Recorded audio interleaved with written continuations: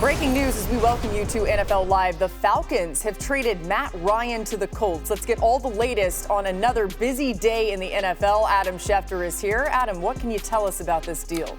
Laura, this was a trade that came together over the weekend. The two sides agreed in principle on Sunday, really, but they were waiting for Matt Ryan to sign off on the actual trade, which he did some point early this afternoon that would send him to Indianapolis for a 2022 third-round pick. And the Falcons made that trade knowing that they would reach a 2-year contract agreement with Marcus Mariota, who comes into Atlanta. But Matt Ryan is the headliner here, and he goes to Indianapolis, which moved on from Carson Wentz. The Falcons take a dead salary cap hit of over $45 million, the largest cap hit ever given to one team. And it's hard to imagine Atlanta without Matt Ryan. But Matt Ryan recognized that they have holes at running back. They have holes along the offensive line. They have holes at wide receiver. And there was a better opportunity for him to win in Indianapolis. And so the AFC adds yet another good quarterback. Matt Ryan has more passing yards than any quarterback in the NFL since 2016. He's the latest Colts quarterback, and he will become the 7th quarterback in 7 straight years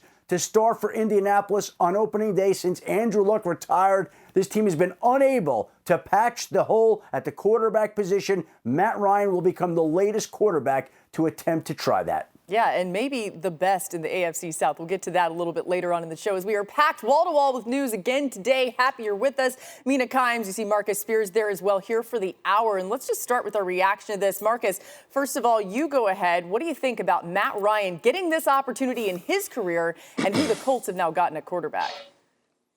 I'm ecstatic. I'm ecstatic for Matt Ryan, man. This is a great opportunity late in your career in order to go to a real contender and a team and an offense that's conducive to you having a tremendous amount of success. Obviously, we know that this team wants to go through Jonathan Taylor and this offensive line, but Matt Ryan, to what Adam just said, is still playing at a high level, a high enough level to put them in a better situation than they had with Carson Wentz and potentially get them to where Phillip Rivers got them to and maybe deliver in some of those playoff moments. This is so good for him.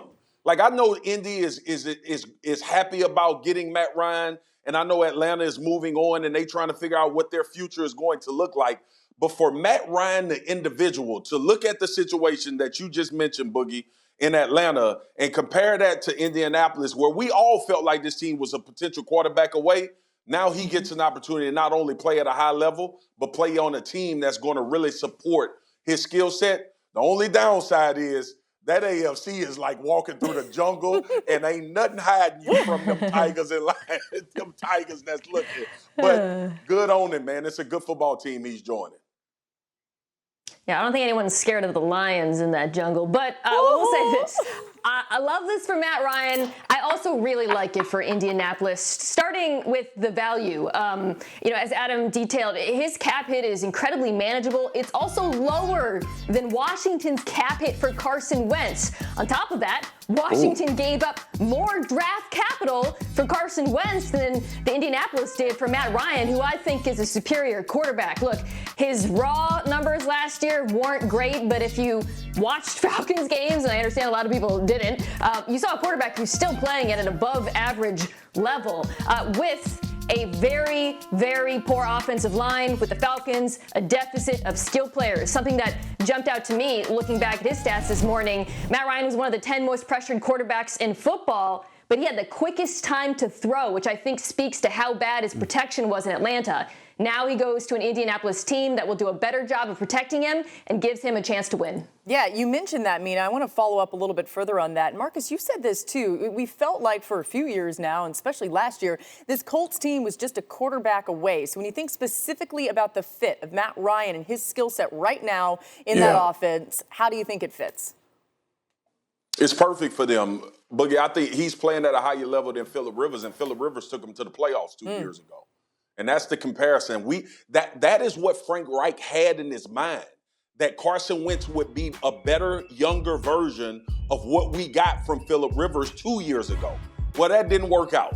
And now you get Matt Ryan, a wily vet who's going to understand that the focus for the Indianapolis Colts offense is taking care of the football. That's what the focus will be.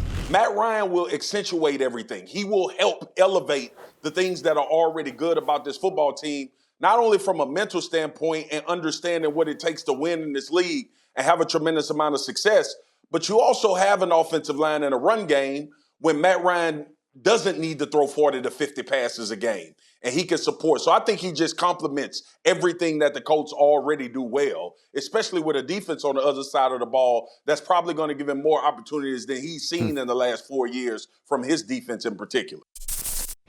Thank you for watching ESPN on YouTube. For live streaming sports and premium content, subscribe to ESPN+.